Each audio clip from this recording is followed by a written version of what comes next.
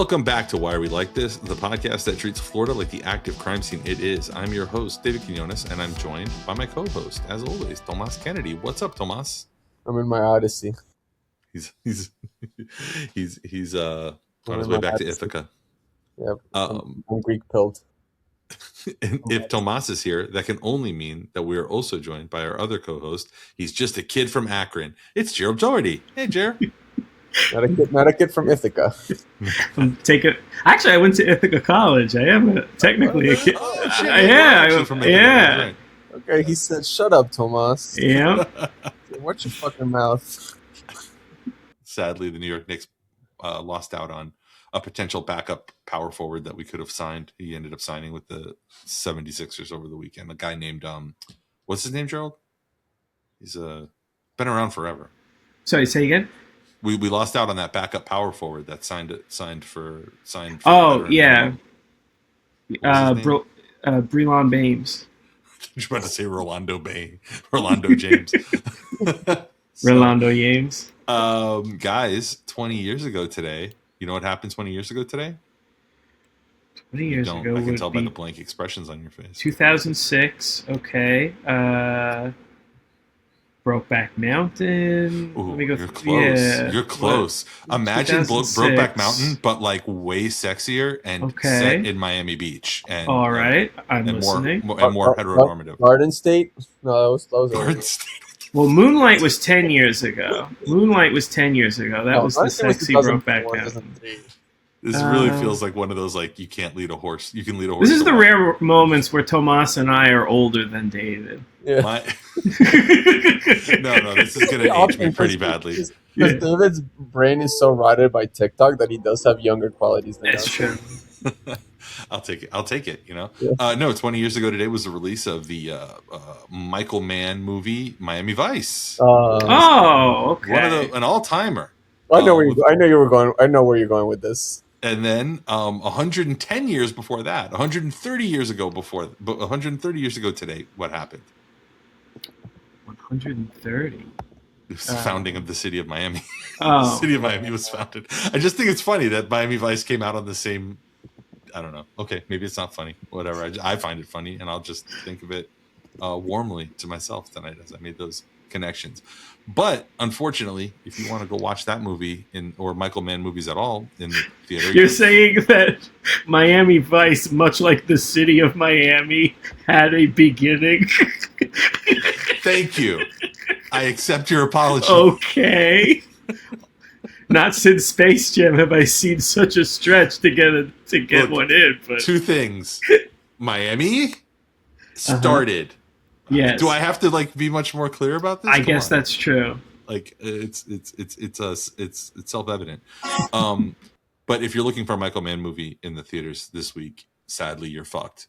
I don't think he has another movie coming out until supposedly he's doing Heat 2. I don't know if you guys heard about that, but yes. I don't know. It feels like a movie that didn't need a sequel, but I'll never turn down a Michael Mann movie. But today, if you wanted to go see the number one movie in the country, it would be, at least for the next couple of days until Spider-Man comes in and crushes that shit, the Odyssey, which I have not had a chance to see, but I understand you both did. I'm seeing it tomorrow. Oh, you're seeing it tomorrow? Yeah. So, Tomas, do you want to spoil it for us? Do you want to spoil a 3,000-year-old text for us? Spoiler alert, he makes it home. He does make it home. It would be funny if they kind of upended that retconned it. Yeah, he makes it home. He kills the suitors. Spoiler! I did say spoiler alert. How do they handle the thing with the 3,000-year-old poem, guys? I mean, come on. Do they do the thing with the famous painting of the dog recognizing him and then dying, or does that not happen? That's not very Hollywood. Of course. Yeah, everything. No, actually, there's some things that are different than the text, but it's more or less. I think it's pretty accurate, honestly. Well, did you like it or no? I honestly loved it. I thought it was really good. Well, I'm gonna go see it. I'm not like the biggest Nolan fan, but it was my favorite Nolan film. Oh wow! Okay. Yeah. Wow. What was it before this? I mean, I'm gonna go basic, and I have to say Inception, honestly. Inception. Okay. Yeah, Good I like wager. the Batman trilogy, but I'm not like the biggest fan. I like Tenet, but it's not. Yeah, it's got to be Inception. Yeah. I liked Inception when I first watched it, and then I kind of I liked it. I still like it, but I liked it a little bit less with each time that I saw it. Now it's just kind of like I thought it was like hiding behind the premise a little bit, like some of the subplot or some of the plot points, I should say, were like hiding behind the premise. And then when you watch it more, you're like, huh, okay, all right. So you're how many levels deep in your dream right now? Although it does sound really peaceful to be like 3 levels deep in a dream. I've always wanted that. Not if you're not if you're Leonardo DiCaprio in Inception. It ain't peaceful. Every level gets rougher. Well, Or because his wife is trying to kill him. Remember? it's on his memory of his wife. I feel like that would. I mean, fellas, you know how that feels. Where We like, can relate. This is a safe place. Right, we can all relate to that. Come on, who doesn't have a manifestation projection of their wife that wants to kill them because of the way that they think about themselves, not the way that the wife thought about them? That's right. That's true. It's self-loathing. If you could isolate speaking of getting murdered by society, if you could isolate the first 2/3, like the first 2 hours of the 3-hour Oppenheimer, I think that is a perfect movie. It's just the final hour where he's getting interrogated by, government bureaucrats, and his face is like, I mean, listeners won't be able to know. I'm putting my face very close to the camera. Just seeing Cillian Murphy's face like this big at a movie theater is just not pleasant when all he's doing is just answering questions in an interrogation. It's just not interesting to look at. But the first 2/3, from the start to the bomb going off, I think that was not just my favorite Nolan movie. I think those first 2 hours were some of my favorite hours of movie watching. And I don't think it's recency bias. It really has, like, as I've turned it over, I think the accolades that movie got are deserved. The part that was the last third of the movie. What part of the movie was it where he was just like raw ass on the couch? That always bothered me. I don't like when people are like, with what's her name, Florence Pugh. He's with Florence Pugh. Yeah, that's the first third of the movie. That's within the first hour. Wait, Florence Pugh is in Inception? No, in Oppenheimer. Tomas, you gotta stop answering emails. Was Florence Pugh alive for Inception? I did not like Oppenheimer that much, to be honest. No? Oh. No. I thought it was good. I thought it was very cerebral compared to most of his stuff. I'm not cerebral. It was so long, dude. It was. Just for me, the final hour drove. Like the final hour was too much. But the first 2 hours I really did like. I'm like, bro, okay, let's wrap. It's enough. Wrap it up. Yeah. Well, did either of you read? Alert, bomb exploded. Okay. Did either of you spoiler alert? We live in a stressful hell of constant worry. Always action done. Like let's go. Set piece. Let's go. Done. Did either of you read into? This is a 2-part question. Did either of you read into the read about the fact that the limitation of the shooting style that he chose for the Odyssey means that you can, or a filmmaker can never make, it's a specific type of the specific type of film that he used can never be longer than 3 hours. Because the reels won't connect and the technology doesn't work for it. And number 2, did either of you encounter the discourse about how come Lawrence of Arabia is like 4.5 hours? I just rewatched it on Netflix. But it's not the it's not that type of 70mm film or whatever that he chose to use. Infinity Vision or whatever. No, but did either of you encounter the discourse online about how the Odyssey, how having it is like classist if it's in 70mm only, like you can only actually see the original, like the way he intends for it to be seen. If it's only in 70mm theaters, that it's like classist and elitist. I went to see it in 70mm, so I can't opine on this. I'll let you know tomorrow. Postal elites, David.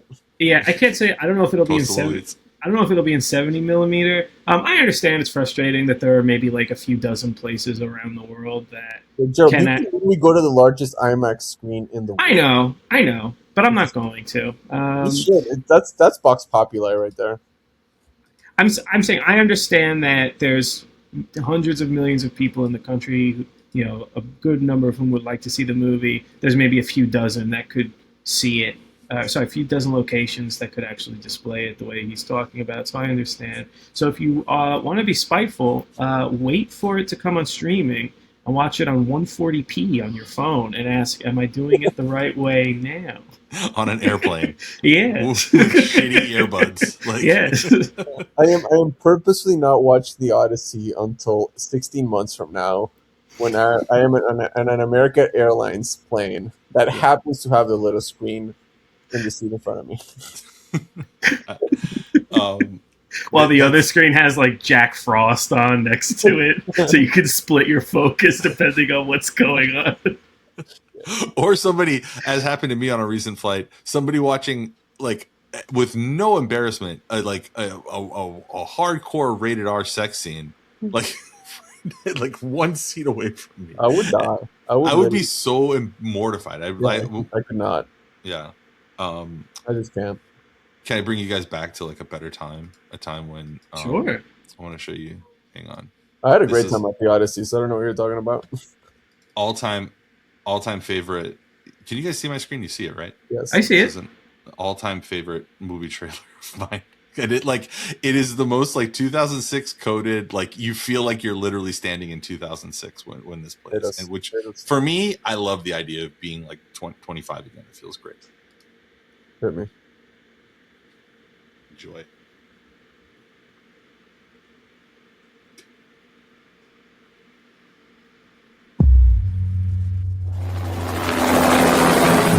You understand the meaning of the word foreboding? This is your countryman, Gerald. As in badness is happening right now.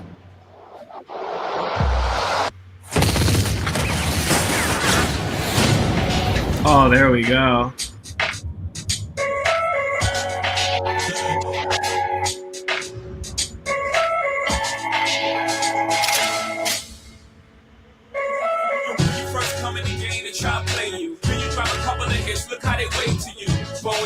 Global Express. I'm the country, but the blue.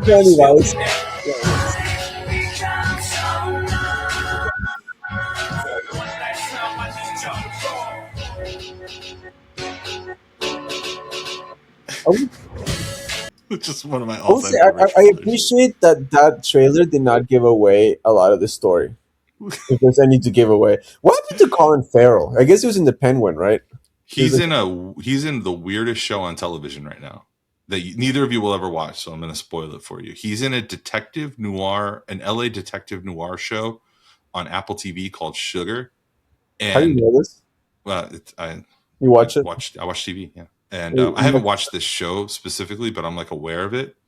And it's okay. It's pretty good, but like it's like a very highly stylized, sexy LA show. How do you know it's okay and pretty good?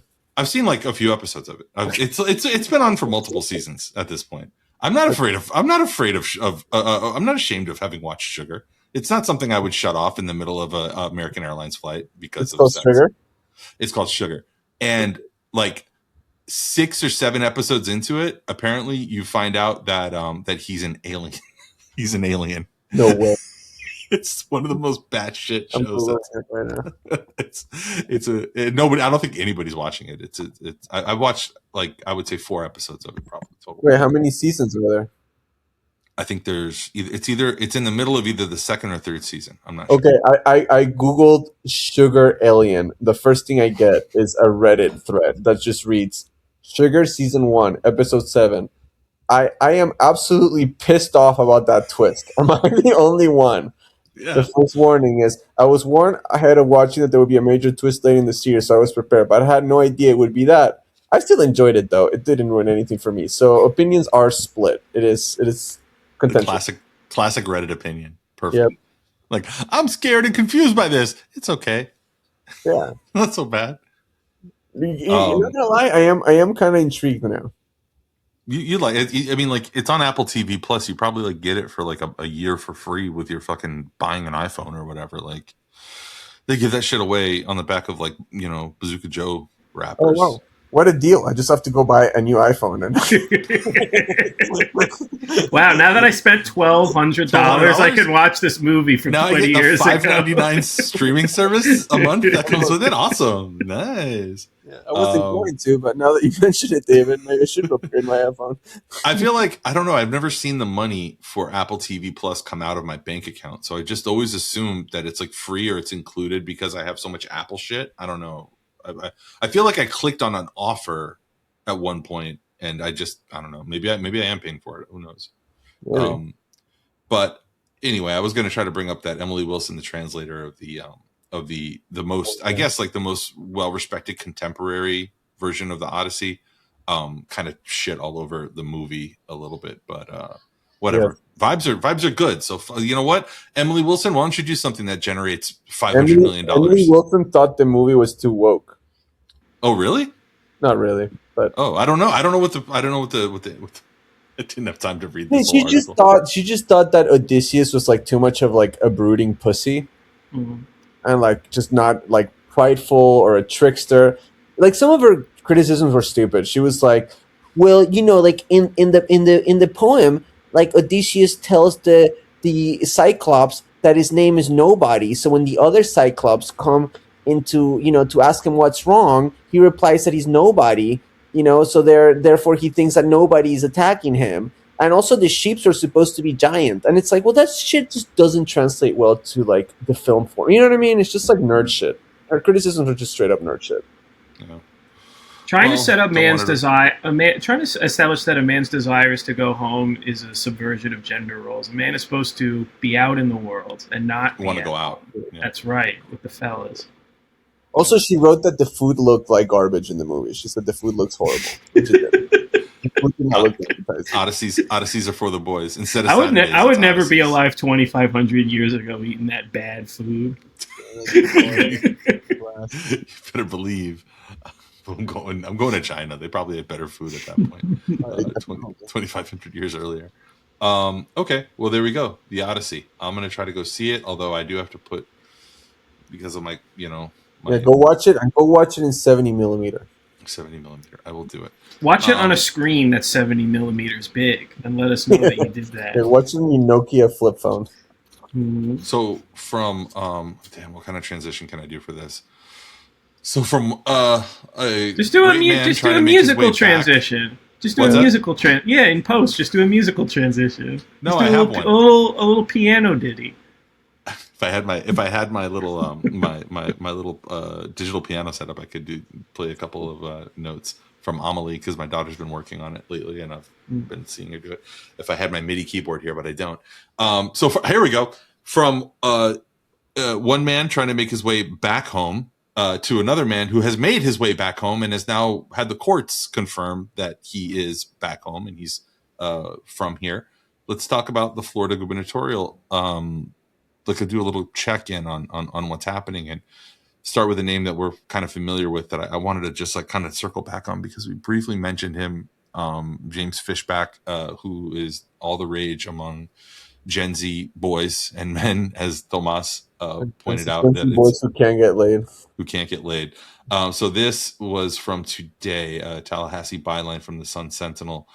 James Fishback, Republican candidate for Florida governor, will stay on the ballot despite questions about his state residency. A Tallahassee judge ruled on Monday. This was yesterday. When you're hearing this, this will have been 2 days ago. One of Fishback's opponents, Lieutenant Governor Jay Collins, sued, arguing that the former investor is.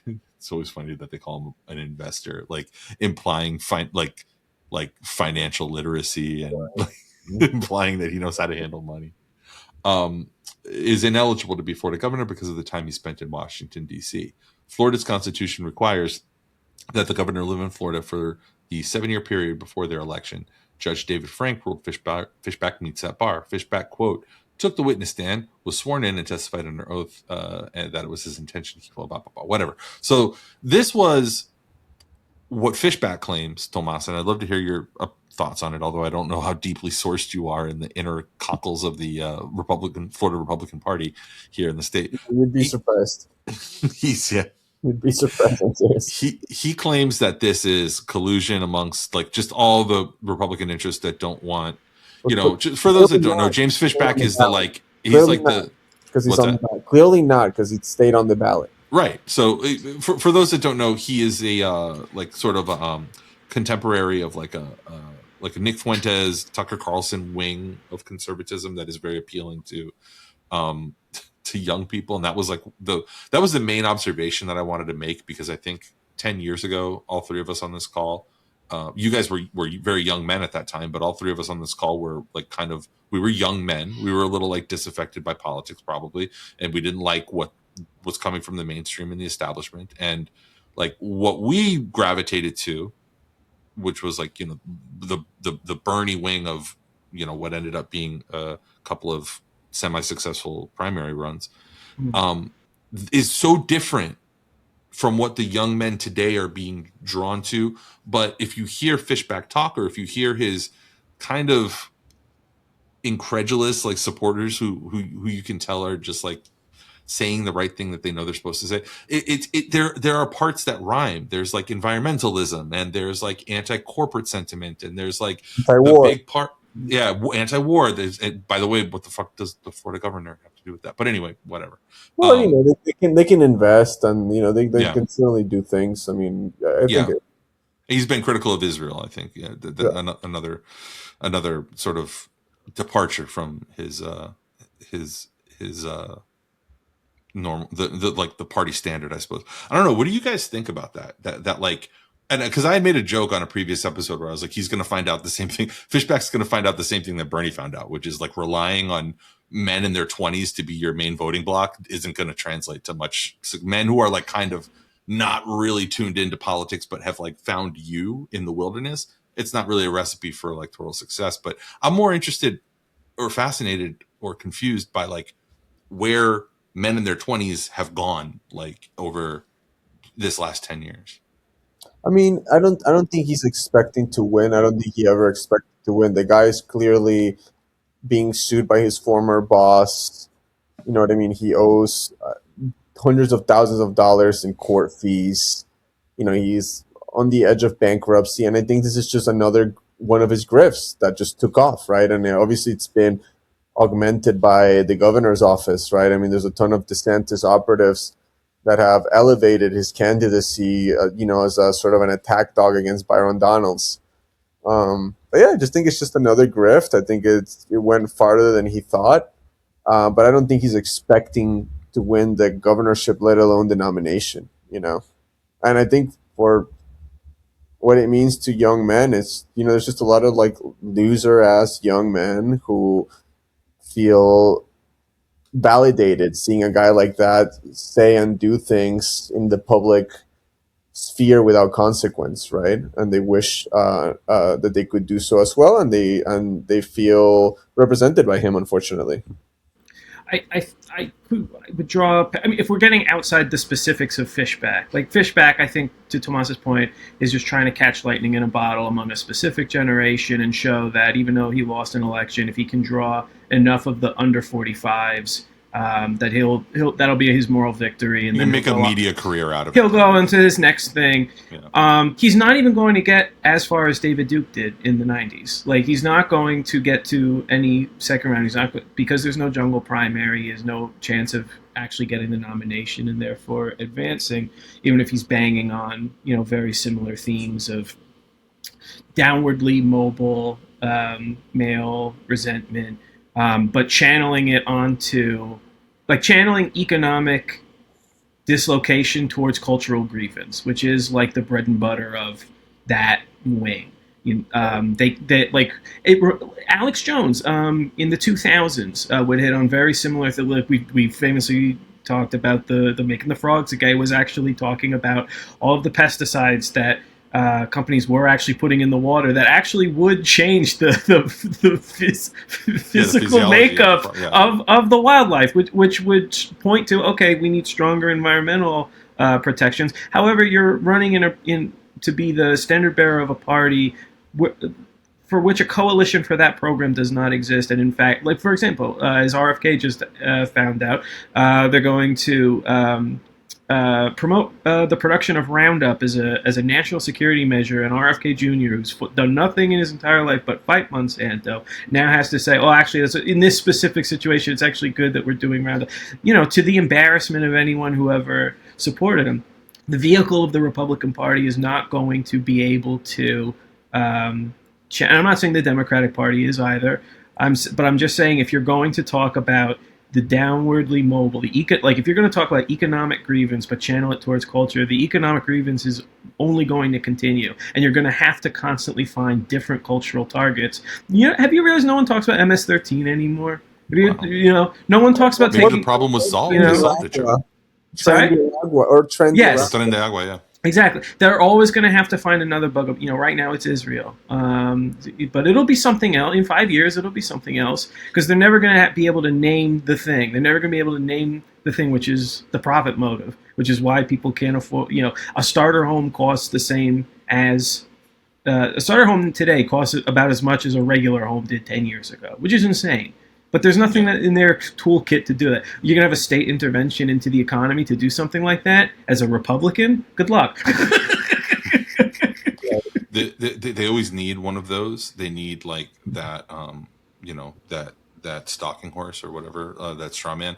You know who it is right now, Gerald? And like we joke about it, like not being Tren de Agua or like it's going to sound stupid, and it sounds like I'm joking, and I'm really not, because it is the same sentiment and the same commenters.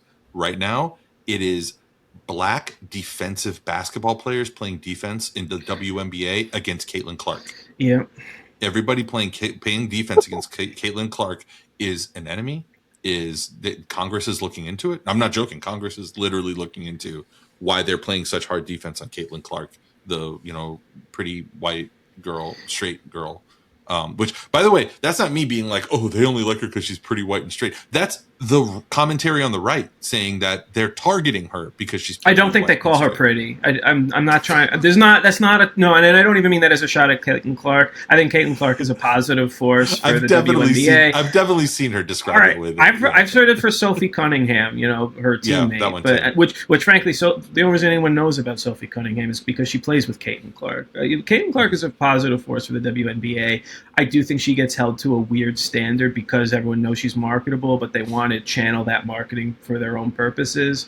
When people are talking about she needs to have an idea of sisterhood with the league. Maybe it's because I'm not in the WNBA and I've never played in the WNBA. I have no idea what they're talking about. I think if Caitlin Clark wants to have the same attitude that KG had, which is I'm here to destroy you, I'm here to win, and then I'm not going to be I'm not your friend if I'm not on your team. I think that's fine. And that's not the attitude she has. But there was, ever since she and Angel Reese were drafted together, a tsunami of, we can just say, like, parasocial, like, race war commentary. Like, and I really do not understand 55-year-olds sharing AI-generated memes that were probably made by a 15-year-old on whether Angel Reese's sneakers sold well, and putting that on their own as though they care about the sale of women's sneakers, when it's very clearly trying to manufacture like I said, not just a culture war, but explicitly a race war in the WNBA, which is what the appeal of that is. I don't understand. Oh, but they'll tell you like, oh, well, nobody cared about the WNBA before this. That's one of the big cudgels that they bring out to bang anybody over the head who doesn't like immediately worship Caitlin Clark as the greatest. But the Sophie Cunningham thing is so dark, Joe, because like I don't know if you followed this at all. It's to my detriment that I did. But yeah, I saw that she came out with her own shoes that sold out within 24 hours. And if you look at like any of the comments and replies in the promotional materials on those shoes, like it's not a coincidence that 3 days before that, this Tomas, to give you context, the Sophie Cunningham is like a player who's like she's a player who's like not like statistically that great. She's very, very attractive. She does like sassy things on the court that get a lot of attention. But like she plays with Caitlin Clark, who is very good and is very like well known. So she's become meteoric things on the court.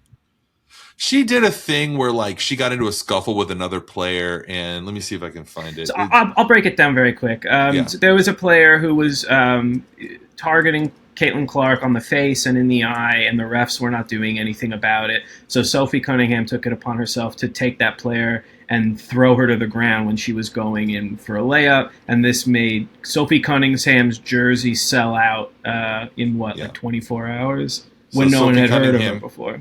Sophie Cunningham is the blonde young woman on this, and I don't know wherever it happens, but like they get into it, and she does a thing where the player that you see yelling at her says like, stop pointing at me. Stop pointing at me. I love that. And that has become like a huge meme, her pointing back, the pretty blonde girl pointing back and being like, fuck you.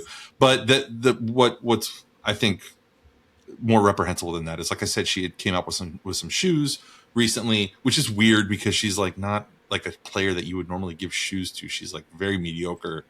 I mean, she's good. She's good enough to be in the WNBA, but she's not remarkable in the WNBA. Yeah, it'd be like Tim Hardaway Jr. getting a shoe deal. Yeah, perfect example. Yeah. But if Tim Hardaway Jr. was 3 days before his shoes came out as like very anti-trans, because that's what happened with Sophie Cunningham, where she decided she's a conservative. Yeah, well, she's. Well, she won't say so. Like all of them, she won't explicitly say it. Yeah. You can't come out and say it if you play basketball. It's like the only sport where you can't just come out and say it. Right. But yeah, so like she is conservative, though. She had like amplified tweets or posts or something a few years ago when the thing was going on. You guys remember when the Turkish female boxer was being accused of being Imani Khalif, whatever her name was. Yeah, Imani Khalif. Yeah, and she Sophie Cunningham, who was like a less known athlete at the time. I think she might have still been in college. I have no idea. That was a few years ago. Or she just was like more anonymous, but she had a social media presence, and she was amplifying all of the like she was amplifying the worst shit that people were saying about this Turkish woman. And then sure enough, she's got the shoe coming out, and after being, as mum as she possibly could on anything that could be perceived as political, I just think it's a dirty cash grab to be like, you know what? I know that there's like 10 million people out there who will buy my shoes if I say this fucked up thing that I also probably kind of just believe and haven't been saying. So it's not going to hurt my money. It's going to help my money. And that's just dirty pool in my opinion, but like whatever. It has nothing to do with anything. Yeah, I don't care about any of this, but sure. Thank you for going along with us, Tomas. I've been showing you Jay-Z and Linkin Park mashups. I've been showing you fucking old Michael Mann movies. I've been tossing all types of shit at you that you don't have much interest in. We said we would do a quick little check-in on the gubernatorial race. Yes, it looks like Byron Donalds still, by the numbers, is going to win the Republican nomination. I think most polling suggests that he'll eventually win against whatever former Republican the Democrats end up running. Tomas, did we ever get any update on this on fucking what's his name, on Pizzo? Like, what happened with? Wasn't he going to run for governor? Oh, he bailed. He bailed. He went on like fucking Defeaty and said he was, and then he bailed. Let's check on his X account or his Twitter account. Let's check it out. Let's pull it up. I'm like Joe Rogan right now with Jamie pulling up things, but I'm my own Jamie. I'm pull up the element. Okay, his last tweet was a retweet on May 13, and it's just him and some dog. Aww. May 13th. So yeah, I don't think he's running for governor. Yeah, look, there's a dog. There you go. Oh. Well, looks like he's living his best life. His hair looks lustrous. Honestly, yeah. Fuck that guy. Honestly, go hang out with the dog and leave the rest of us alone. Any other commentary right now from either of you on the Florida gubernatorial race? And anything interesting there? I don't know. I'm very surface level on this shit. I just wanted to check in because the primaries are in I'll tell you this much: Alexander Vindman, who's running for U.S. Senate, won't debate Angie Nixon. Oh, that's right. Who's surging in the polls? She is actually getting some real momentum. She's getting a lot of endorsements from the state legislature. Maxwell Frost endorsed her, congressman. She's on the mid-20s. Vindman is on the low 30s. There could be an upset there. And yeah, Vindman is, conservative Democrat, Zionist, pro-war, corporate, Democrat, carpetbagger won't debate Angie. Yeah, and serial. Correct me if correct me if I'm wrong. Maybe this was misinformation on my point. Did I hear correctly that Vindman offered his wife to debate Angie Nixon? I think one of his aides said okay. That. Yeah, one of his aides said, but still, just, yeah. Wait, one of his aides would be debating, or one of his aides said that his wife offered this as an idea that Mrs. Vindman would debate Angie Nixon instead. Yep. What is that about? That's so stupid. Like, why say that? I'm not saying the idea itself is stupid, but just saying it is like a very. I mean, the idea itself is stupid. Why would she debate like the a state representative who's running for governor and has a viable campaign that's raised over $1 million? Like, yeah, it's disrespectful, really. It's disrespectful. I'm surprised that hasn't been. That's why I thought it wasn't real. I was like, there's no way someone would say that. Well, I mean, I can't confirm it 100%. Right. That's what's been alleged. Got you. Okay. That's literally the only thing I know about Alex Vindman now, and like it makes me, apart from just the generic like markers of what kind of politician he is, which are easy to read if you're as chronically online as we are, and like that's dog shit. That's terrible. Be a better moderate, bro. Yeah. So be best, like Melania. Be best. Be best. You know what I was thinking about? I'm sorry. Visa for you, Vindman. I'm sorry to take us off topic, but like, I feel like we don't see Melania Trump that much. I think that's design. And I feel like we never got an explanation about why they had a fake Melania at that funeral. Do you guys remember this? Oh, yes. We talked about this on the podcast at least like 3 times. Yes. Oh, okay. All right. Well, then fuck it. No, bring it up again because it's fucked up and it's unresolved. It's unresolved. The most obvious thing. It's the weirdest. Like, I feel like the dude from Star Trek Next Generation should be talking about this on fucking Unsolved Mysteries. Like, or was that him? It was who? What did he do? He was an Unsolved Mysteries. So show the audience, for whoever's watching this on YouTube. Show the fake Melania. Fake Melania Trump. It was at the she was pissed at the time and refused to go about something, whether it's another Epstein drop or him cheating on her or whatever. Like, she was like, I'm not going. This is the come on. That's the most obviously not Melania person. Zoom more. Let me see if I can. I can't. Let me see. Oh yeah, just zoom the overall scene. It's 100% not Melania. It's so weird. We never got an answer to that. And it really shows like how much of like a fourth world banana republic America is, because we'll be like, oh yeah, Saddam Hussein has body doubles, like Putin, like what, he has like fourth. It's like, bro, like we literally had a fucking like the worst body double possible for the first lady because she was clearly upset about some like, cheating allegation or something that might have surfaced that given day. Like we live in the fourth world too, buddy. Like we're not so much better than Russia either, I would love the fake Melania wearing the "I don't really care, do you" jacket from 2018. Melania's a cutie. Another thing we don't talk about anymore, though, that like all this stuff, man. This is it. We should have been listening to Adam Curtis about the fucking hypernormalization years ago. Because this is Adam Curtis B-roll right here. Yeah. You're soaking in it. Yep. You're wondering what the hypernormalization is. You're in it, baby. Yeah, the fact hypernormalization is you can't tell who's a real Melania. The real Melania, please stand up. So, Gerald alluded to the next topic on our little punch list here of stuff we're talking through today, and that is we can kind of pair this with two different two recent news stories. The one that we had alluded to, I think, on a previous episode, is that Florida, specifically Miami, has surpassed New York as the as a more expensive market, a more expensive place to live. And now this week we have this from the Miami Herald. It now takes a $97,000 salary to afford a 2-bedroom in Miami.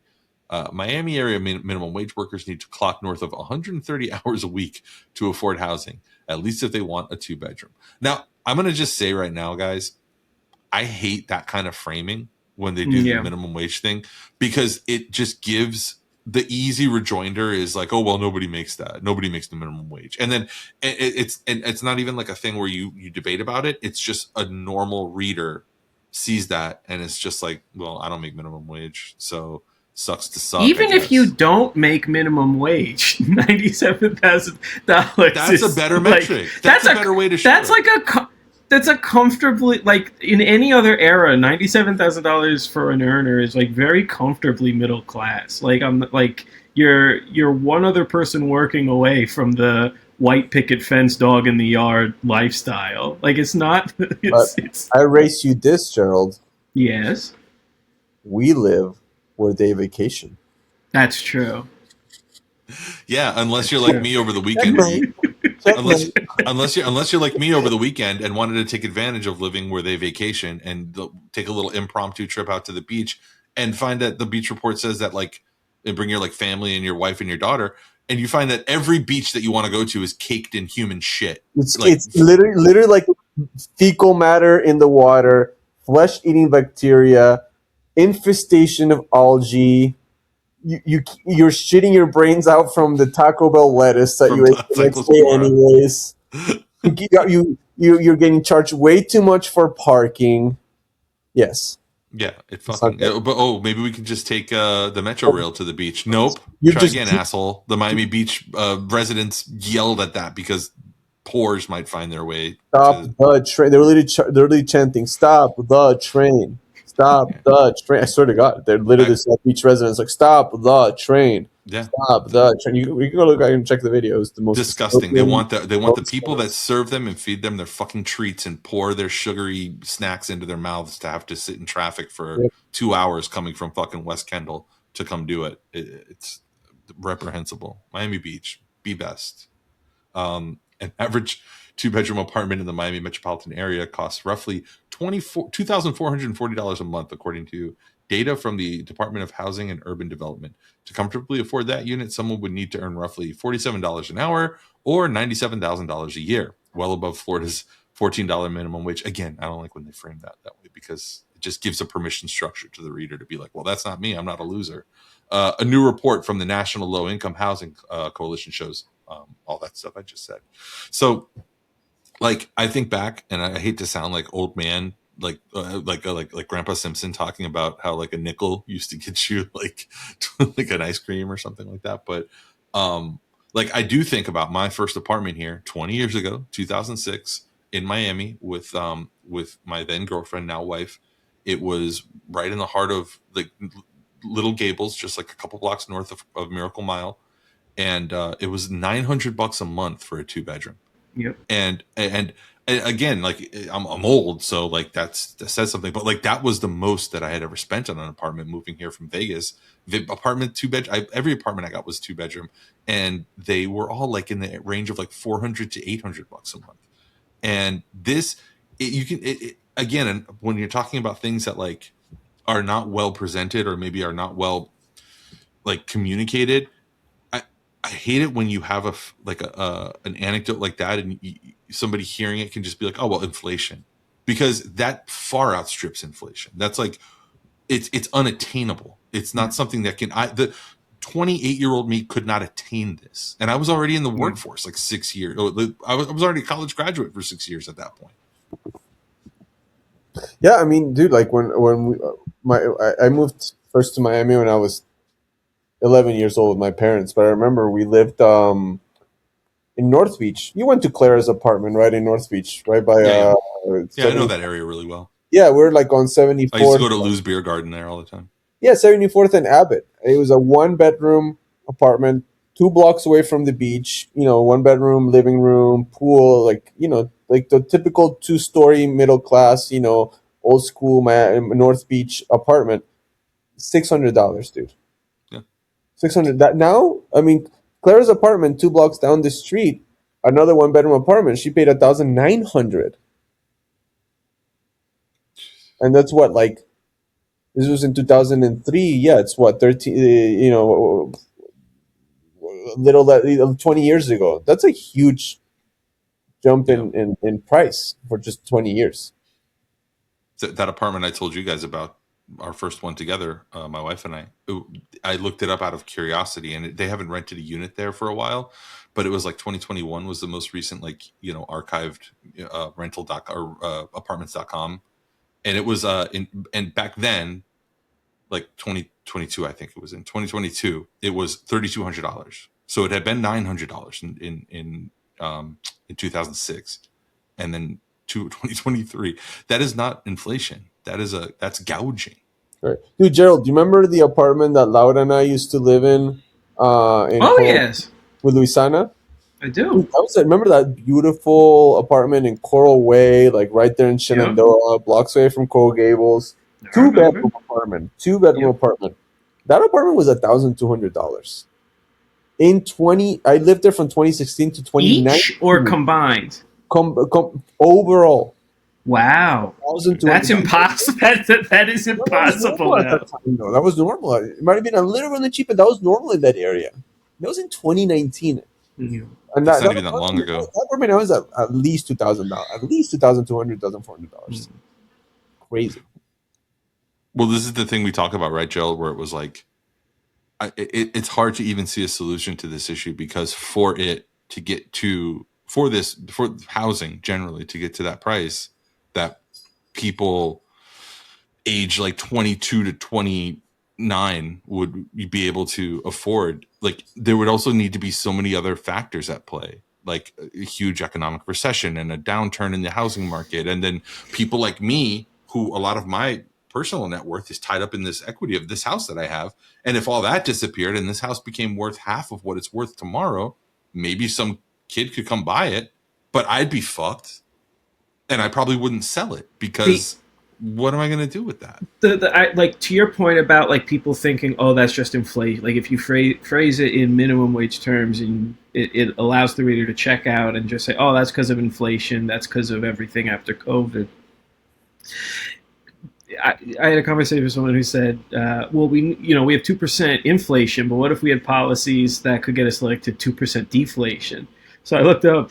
The last time we had 2% deflation was July of 2009. We were 10 months removed from the collapse of Lehman Brothers. Like, that's the type of event. That's the type of economic conditions where you're going to see prices collapse. You guys, like, the price of gas in the 2000s was pretty high, but Bush left office and it was pretty cheap. And it's not because of a lack of demand. It's because people lost their jobs. Like, that's when people say, oh, we need to have a price correction. Yes, we do. But in this system, you're not going to have a price correction that dramatic without a lot of people losing their jobs along the way. In other words, they'll do it when they have to, when they know that there's no money. That kind of money you can't make anymore, so the price has to come down. Why would people not have the money anymore? Because there's a recession, or there's a major economic downturn. So unfortunately, if you want to see like 2019 prices again, I'm not saying it's going to be like a 2008 level event, but it would be something like it, which might be coming. Yeah, I remember when I was in middle school, I had a math teacher middle school was the first time that I remember actually like giving a fuck about like academics and getting good grades or whatever. And I had a math teacher named Mr. Root, who was a bad teacher, just like a dog. He's old. He was old then. He's guaranteed to be dead by now. So I'll talk shit about him. I'll speak ill because he's dead. Yeah. We owe the dead nothing but the truth. Isn't that from the Odyssey? Chill out. Dead men tell me so that's from Pirates of the Caribbean. Pirates of the Caribbean is kind of like the Odyssey in a way. I actually just rewatched it yesterday. It's sick, dude. It's so good. Mr. Root sucked at teaching math. He was a bad teacher, and he was an asshole that everyone hated. And I'm sorry. I mean, oh no, heaven forbid, the fucking pristine memory of Mr. Root. I'm sure his kids didn't talk to him. But like, if he was old at the time, and so he was, this isn't his fault, obviously, but he would miss a lot of time. He would miss like weeks at a time. And they would bring in a teacher that was completely confused and was also old, an old man whose name I don't remember, but he was a regular sub. No idea what the topic was, what math was about. He was not a math teacher. He was just basically babysitting us. And the problems, the like the lack of achievement we had while we had that guy for a few weeks, that is Biden with this whole issue, with this whole pricing issue, is that we had a bad teacher, a bad president. We had a shitty president for 4 years. The Mr. Root, who's back now after getting his surgeries or whatever, and he's back. But for the 4 years he was gone, we had a befuddled, confused moron who didn't know what was going on, and we got away with everything. Like, we got away with like making out with each other in class. We got away with like skipping for like hours at a time. We got away with everything.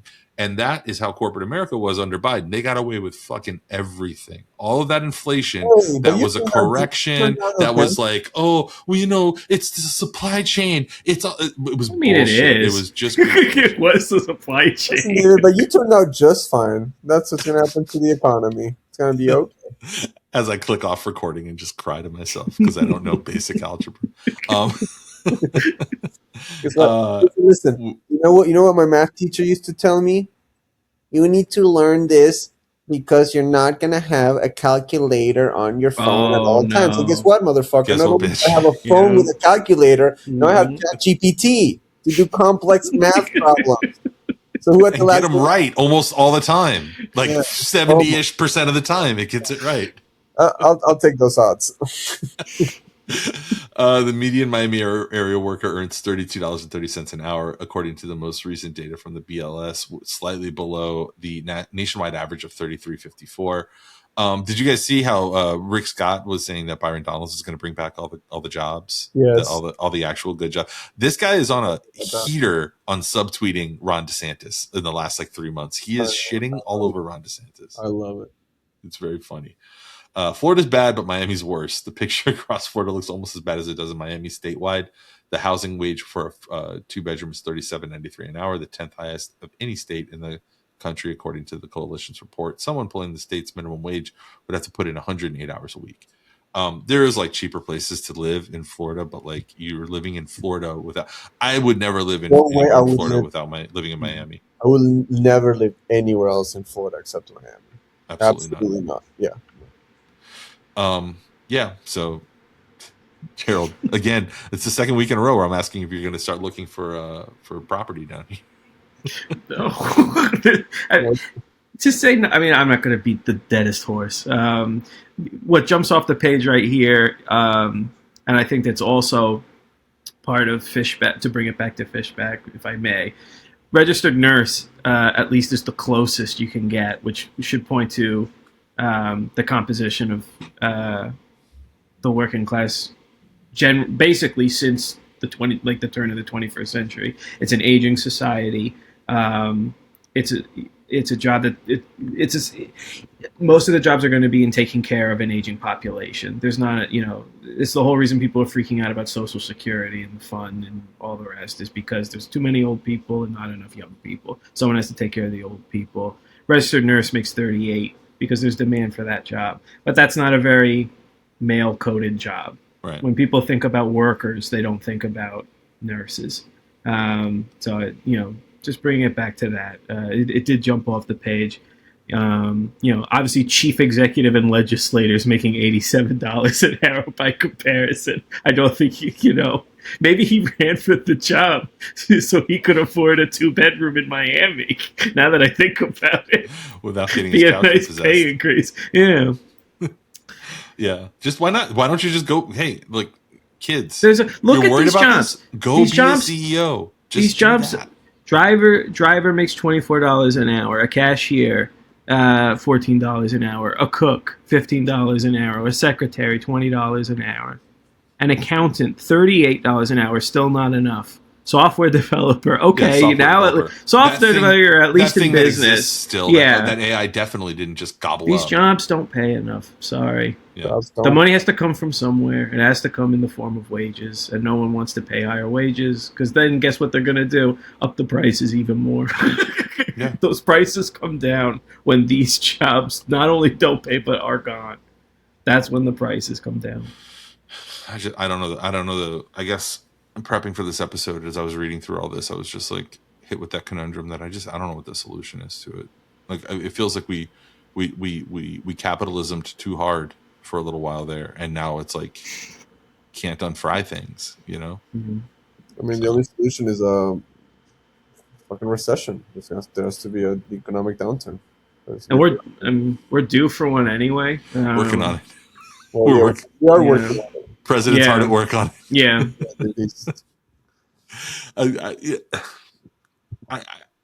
My last word on these kind of articles is that like I wish that they could get a little bit more purchase in the like discourse or in the mind of like the average person, because I feel like they break through not at all, and then all you see is cheerleader shit. Like they were doing a thing where they're announcing they made a huge press release campaign or PR campaign around these, like they're giving out like 10 in honor of Florida, apparently according to US News and World Reports, having the best education system for 10 years in a row, according to US News and World Reports. They're giving 10 $1,000 scholarships out to 10 kids in college. And I'm like, the people behind all of this shit in Florida, like all of the economic, failings, all they do is just say, actually, it's all good. Everything's fine. And they never have to go beyond that. Like the quote unquote opposition party, the Democrats the Florida Democrats never hold them down and say, actually, that's all bullshit. And in a way that gets people's attention and gets people to actually change their thinking. There are people out there that legitimately think that Florida has the best college system for like the best educational system in the country, that like going to one of our colleges, one of our universities is like on par with the best universities out there. That's inconceivably stupid, man. And like to believe that, and they believe that about our public school system too, which our government actively fucking hates, like and strip mines at any point at any time that they can. It's infuriating. All that stuff. The Florida success story is still the like predominant like thought in people's mind, and it's very frustrating. Vote for Byron Donalds. Florida blueprint. Vote for AI centers, baby. I love how that's becoming a thing. Vote for the AI centers. That's one that broke through.